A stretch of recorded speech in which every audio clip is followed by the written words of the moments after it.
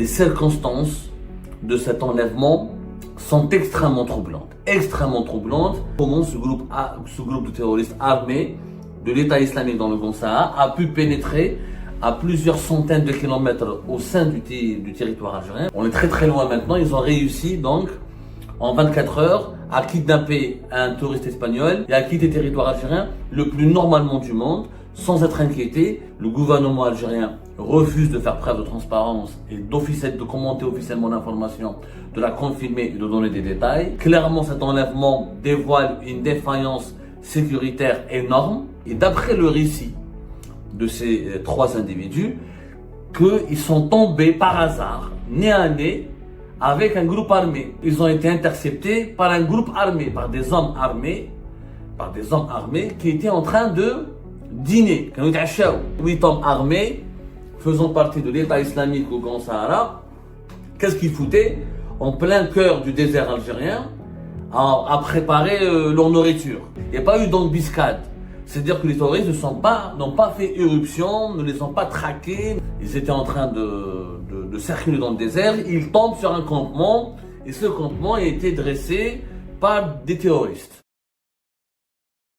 Force est de constater qu'aujourd'hui, les circonstances de cet enlèvement sont extrêmement troublantes. Extrêmement troublantes. Et on n'arrive pas à expliquer pour le moment comment ce groupe de terroristes armés de l'État islamique dans le Grand Sahara a pu pénétrer à plusieurs centaines de kilomètres au sein du territoire algérien, parce que entre le lieu de l'enlèvement et la frontière malienne, il y a entre 400 et 500 kilomètres minimum, au minimum, plus de 500 kilomètres même. Comment ils n'ont pas été repérés, comment ils n'ont pas été débusqués par les unités de l'armée nationale et populaire qui sont fortement déployées au niveau du Grand Sud. On les a aperçus au niveau de la localité frontalière malienne Tinzawatin, qui n'est pas très loin, qui est à une dizaine de kilomètres de la localité de sa ville jumelle algérienne Tinzawatin. Ce sont les rebelles Touaregs qui les ont aperçus. Les rebelles Touaregs, ils sont censés être très proches, très amis de l'Algérie. Pourquoi ils n'ont pas essayé de les neutraliser pour secourir et sauver la vie à ce touriste espagnol? Et on sait que, selon nos sources et les informations actualisées que nous avons pu obtenir, que ce groupe armé qui appartient à l'État islamique dans le Grand Sahara se trouve en ce moment dans la région du Ménaka. Ménaka, au nord du Mali, à plusieurs centaines de kilomètres du territoire algérien. On est très très loin maintenant. Ils ont réussi donc en 24 heures à kidnapper un touriste espagnol et à quitter le territoire algérien le plus normalement du monde, sans être inquiétés, comme ils ont pu entrer sur le territoire algérien le plus normalement du monde, sans être inquiétés. Aujourd'hui, il y a une grande enquête qui est en Algérie, une grande enquête qui a été ouverte en Algérie. L'enquête a été ouverte par la gendarmerie algérienne, la gendarmerie nationale. Il faut savoir que le groupement de surveillance des frontières au niveau du sud du pays, il y a un groupement chargé de la surveillance des frontières qui relève de la gendarmerie algérienne, la gendarmerie nationale, qui est placée sous l'autorité du ministère de la Défense nationale. Et l'enquête aussi implique une commission d'enquêteurs formés par la DGSI, la Direction Générale de la Sécurité Intérieure, et la DDSE ou la DGDSE, la Direction Générale de la Direction Générale de la Documentation de la Sécurité Extérieure, qui est le renseignement extérieur. Donc le renseignement intérieur et les services du renseignement extérieur ont joint leurs efforts en Algérie pour créer une commission d'enquête afin d'épauler ou d'accompagner ou de compléter le travail qui est mené en ce moment par les gendarmes algériens, par la gendarmerie nationale, pour essayer de comprendre comment ce groupe armé terroriste a pu enlever un touriste espagnol sur le sol algérien. Pour le moment, à l'heure actuelle où je vous parle, nous sommes le 17 janvier 2025. Le kidnapping et l'enlèvement a eu lieu le 14 janvier 2025. Le gouvernement algérien refuse de faire preuve de transparence et de commenter officiellement l'information, de la confirmer et de donner des détails. Comme le dossier est extrêmement sensible et il est géré en ce moment par l'armée et les services secrets, le gouvernement algérien n'a visiblement pas envie de faire preuve de transparence et il essaye de gérer ce dossier dans la plus grande opacité, parce qu'il y a beaucoup de questions qui relèvent, qui nécessitent des réponses urgentes, parce que clairement cet enlèvement dévoile une défaillance sécuritaire énorme. Cet enlèvement démolit les certitudes qui étaient propagées par le discours officiel, notamment de l'institution militaire, qui nous faisait croire que l'Algérie, l'armée algérienne était infaillible, que les frontières du pays étaient très bien contrôlées et qu'on était à l'abri de la menace terroriste. Ce n'est pas le cas. On n'est pas à l'abri de la menace terroriste. Et ce groupe armé a pu, avec une facilité déconcertante, entrer et sortir du territoire national. Bien sûr, c'est le Grand Sahara, c'est le désert. C'est extrêmement compliqué de contrôler minutieusement le désert. Sauf que l'armée algérienne elle a investi dans des moyens importants et immenses, que ce soit des moyens humains, des moyens technologiques, des moyens logistiques, pour surveiller cette bande frontalière, notamment avec le Mali et la Libye, qui sont les deux pays ravagés par la guerre civile, ravagés par des foyers de tension et de guerre, fratricides et des violences commises par des groupes islamistes, djihadistes, terroristes, lourdement armés. Ces années d'investissement, je peux comprendre qu'il y ait des défaillances, qu'il y ait des pénétrations, des infiltrations, des trafics d'armes, des trafics peut-être que des groupes armés utilisent le trafic de drogue pour se financer, qu'il y ait des escarmouches peut-être à côté des frontières algériennes, mais un enlèvement d'un touriste étranger, d'un ressortissant étranger, qui puisse se dérouler de façon ultra rapide et d'une façon aussi efficace pour les groupes armés islamistes, sans qu'il y ait un accrochage. Si par exemple une unité, une patrouille de l'armée algérienne, ou là des gendarmes algériens les ont repérés, il y a eu une course-poursuite, ils ont essayé de les rattraper, ils n'ont pas pu les rattraper, au moins, je peux comprendre. Mais là, ils sont entrés de façon inaperçue, ils sont sortis du territoire national de façon inaperçue. Bon, aujourd'hui, on se pose la question en toute légitimité, le commandement de la 6e Légion militaire, le commandement de la gendarmerie algérienne devront fournir des comptes et des explications. Est-ce qu'on a un dispositif sécuritaire efficace? Oui ou non? Demain, est-ce qu'on est à l'abri d'une attaque comme ce que la Syrie a subi, c'est-à-dire des groupes armés islamistes, terroristes lourdement armés, qui peuvent lancer des bataillons entiers, en combien de minutes, en combien de temps il leur faut pour pénétrer le territoire algérien? Quel genre de dégâts? Qu'est-ce qu'ils pourront faire comme dégâts? Qu'est-ce qu'ils pourront provoquer comme dégâts? Au niveau des agglomérations du sud algérien, comme Taman al-Assad, comme Abba Lessa, qui est pas loin de la Sekrem, comme Ain Gezzam. Est-ce qu'on est prêt à affronter des attaques surprises qui peuvent être meurtrières, qui peuvent causer d'importants dégâts matériels et d'un nombre de victimes humaines considérable? Est-ce qu'on est outillé pour lutter réellement contre la menace terroriste? La question aujourd'hui se pose en toute légitimité. Il y a le discours, il y a le mythe, il y a les certitudes politiques, il y a la réalité du terrain. La réalité du terrain, c'est qu'il y a eu un enlèvement qui a pu avoir lieu avec une facilité déconcertante. Maintenant, elle en est où l'enquête? L'enquête sur cet enlèvement, elle en est où? Qu'est-ce qui se passe pendant cette enquête? Il faut savoir, comme on l'a dit hier, c'est un ressortissant espagnol qui est venu depuis Alger. Il est venu depuis l'Espagne, il a atterri à Alger, et depuis Alger, il a pris un vol pour aller à Taman al-Assad. Hier, on a posé des questions, on s'est posé des questions suivantes, on a dit comment est-ce possible que les services de sécurité ne l'ont pas escorté, ne l'ont pas repéré, ne l'ont pas suivi, alors que les touristes étrangers qui viennent dans le grand sud algérien sont escortés, ils ont l'obligation d'être déclarés, de se faire déclarer auprès des services de sécurité. Les services de sécurité, notamment les gendarmes, sont obligés de les suivre, de les escorter et de tracer leurs déplacements et de surveiller leurs déplacements pour éviter justement aucune la menace pour lutter contre la menace terroriste, la menace d'un enlèvement, puisque nous sommes dans le grand sud algérien, on n'est pas très loin des frontières maliennes et du Niger, là où des groupes armés islamistes djihadistes prospèrent, et ces groupes armés islamistes, leur première cible, ce sont les ressortissants occidentaux qui viennent faire de la randonnée et du tourisme dans le Sahara. En les kidnappant, ils exigent des rançons à leur pays d'origine, les pays européens ou les pays de l'Amérique du Nord, afin de et grâce à ces rançons, ces groupes armés islamistes terroristes se financent, arrivent à acquérir ou arrivent à acheter des armes et développent leurs activités criminelles et terroristes dans les territoires qu'ils cherchent à conquérir, à savoir l'Afrique subsaharienne et le sud algérien ou le sud libyen. Même la Mauritanie, de l'autre côté, elle est aussi visée et ciblée. Ce que nous avons comme information pour le moment, ce touriste espagnol est arrivé à Taman al-Assad. Il n'a pas été pris en charge par les services de sécurité, selon les éléments qui nous ont été communiqués par des sources, plusieurs sources sécuritaires concordantes proches de ce dossier.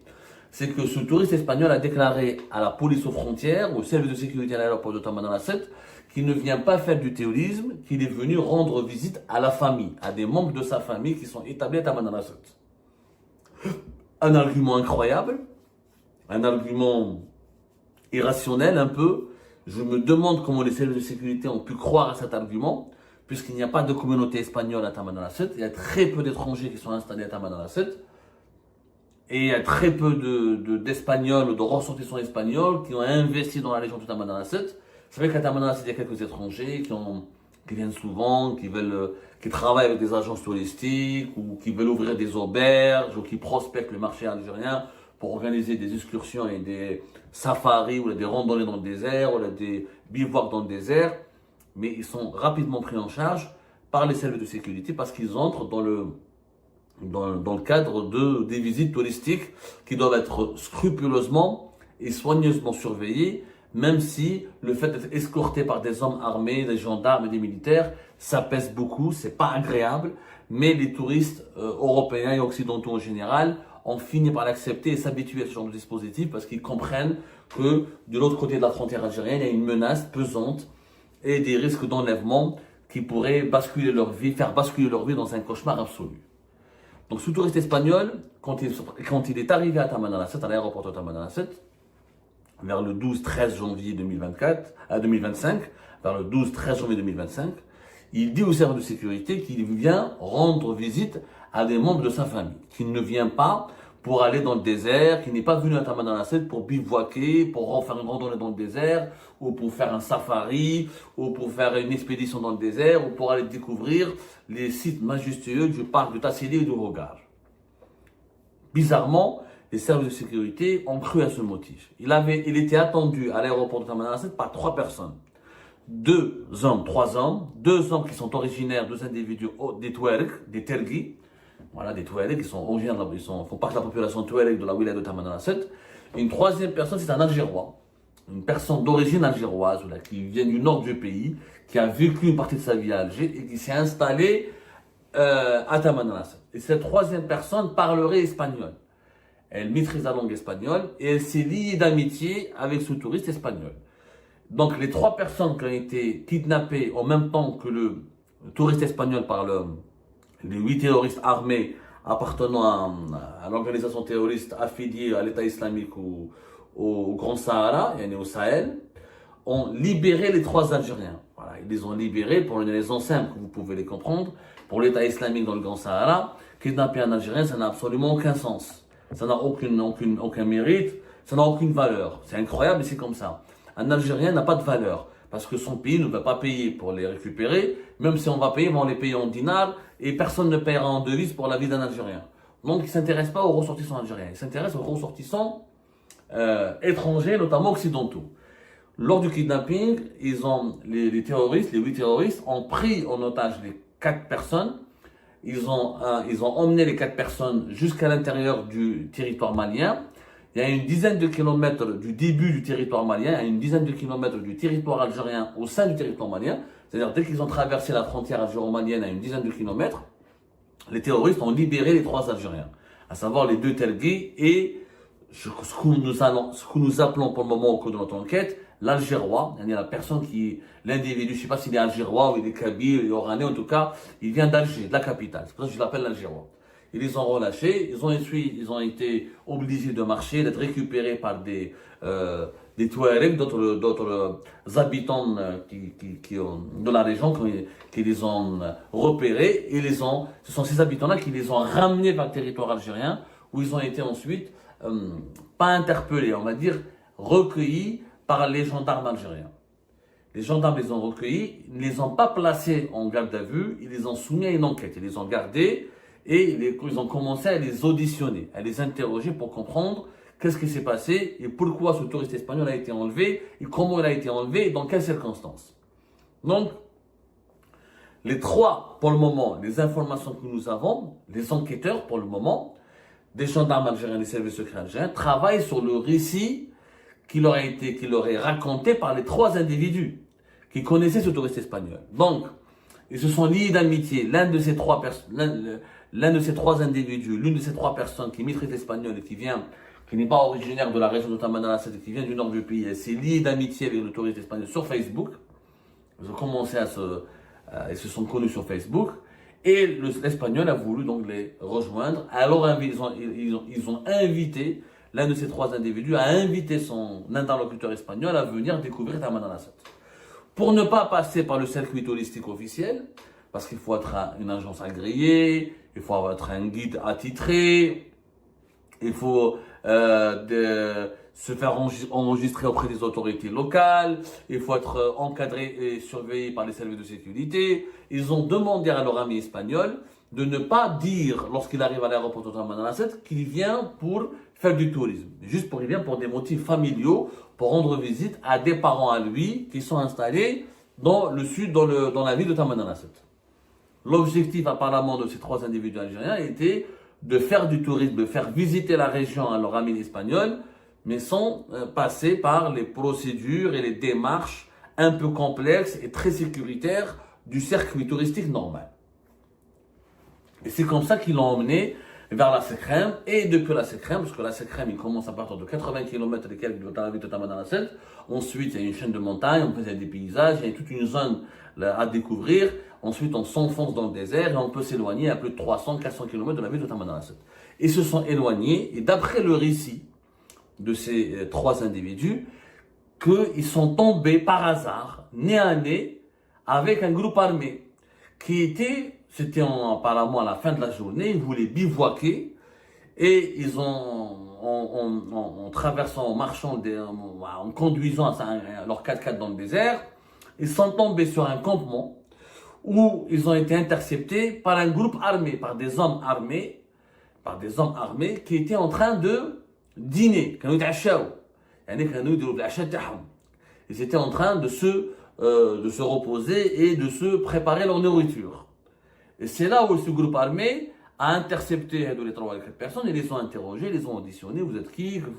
Qu'est-ce que vous faites là? Bon, ils ont rapidement, l'Espagnol et ses trois amis algériens ont rapidement compris qu'ils ne faisaient pas, que le groupe armé c'était pas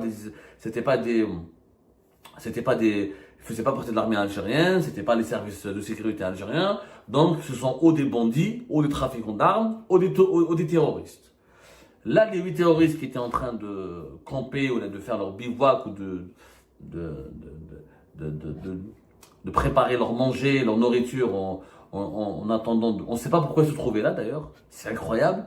Qu'est-ce qu'ils faisaient? 8 hommes, parce que d'après le 8 hommes armés, faisant partie de l'État islamique au Grand Sahara, qu'est-ce qu'ils foutaient en plein cœur du désert algérien à préparer leur nourriture? Parce que d'après le récit qui a été communiqué par les 3 hommes, 3 Algériens ayant accompagné ce touriste espagnol, il n'y a pas eu d'embuscade. C'est-à-dire que les touristes n'ont pas fait éruption, ne les ont pas traqués, ne les ont pas poursuivis, il n'y a pas eu de course-poursuite pour les arrêter et ensuite les kidnapper. C'était un hasard absolu. Ils étaient en train de circuler dans le désert, ils tombent sur un campement, et ce campement a été dressé par des terroristes. Les terroristes, donc, découvrent qu'il s'agit de 3 Algériens qui accompagnaient un Espagnol. Pour eux, c'est le jackpot. Un touriste espagnol. Ils ont compris qu'ils pouvaient le kidnapper, qu'ils pouvaient l'enlever et qu'ils pouvaient ensuite demander une rançon. C'est à ce moment-là qu'ils ont levé le campement et ils les ont forcés à les suivre jusqu'au territoire malien. C'est le récit qui a été, encore une fois, communiqué par les 3 individus qui ont accompagné le touriste espagnol dans sa malheureuse mésaventure au cœur du désert algérien. Et les services de sécurité maintenant algériens sont en train de vérifier la fiabilité de ce récit, qui soulève des interrogations. En fait, aujourd'hui, il y a 2 thèses. Ou les 3 Algériens sont en train de nous mentir, ils sont en train de mentir aux enquêteurs algériens, ils insultent leur intelligence, ils sont complices avec les terroristes, ils ont pris un Espagnol, ils l'ont dragué, ils l'ont ramené depuis l'Espagne vers Tamanrasset pour le livrer à un groupe armé terroriste qui l'a kidnappé, qui l'a enlevé pour ensuite s'enfuir vers le Mali.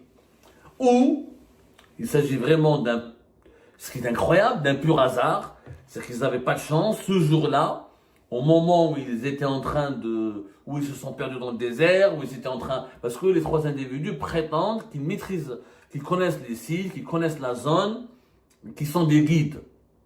Je ne sais pas s'ils ont travaillé déjà dans le cercle du tourisme, est-ce qu'ils ont travaillé avec des agences connues, est-ce qu'ils ont déjà organisé des circuits touristiques, on n'en sait rien, on les a pas, on n'a pas leur identité, ils sont toujours entre les mains des services de sécurité. Ces trois individus algériens sont toujours soumis à des enquêtes.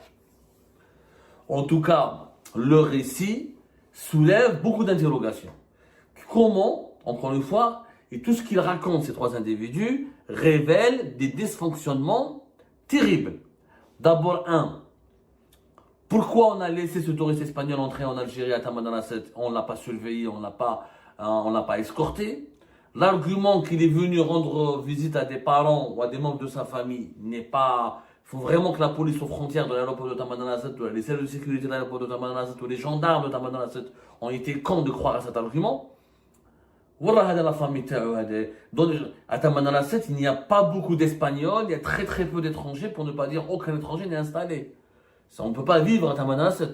Il y a certainement des étrangers qui travaillent dans le secteur du tourisme, qui viennent faire des recherches pour établir des partenariats. Mais des étrangers établis à Tamanrasset, mis à part quelques missionnaires chrétiens qui vont pour la demeure du Père Foucault, je ne connais pas des étrangers qui vivent à Tamanrasset en longueur d'année. Donc, il y avait une erreur de la part des services de sécurité algériens de l'avoir laissé partir un touriste occidental, un ressortissant espagnol, donc un citoyen étranger, un ressortissant occidental, qui est une cible prioritaire pour les groupes armés terroristes. Ils l'ont laissé se balader comme ça tout seul dans la nature. Quelle est la responsabilité? Les trois Algériens qui l'ont accompagné, moi leur rôle m'intrigue. Ils le connaissent que sur Facebook, ils l'ont ramené, pourquoi ils l'ont ramené, pourquoi ils l'ont invité à Tamanrasset, c'est quoi leur but, est-ce que c'était une amitié sincère, ou là est-ce qu'il y a derrière, ils ont voulu le vendre à un groupe armé, est-ce qu'ils voulaient l'exploiter, est-ce qu'ils voulaient le voler, je ne sais pas. On se pose des questions. En tout cas pour le moment, c'est tout ce que nous avons pu obtenir comme élément pour essayer de comprendre ce qui s'est passé.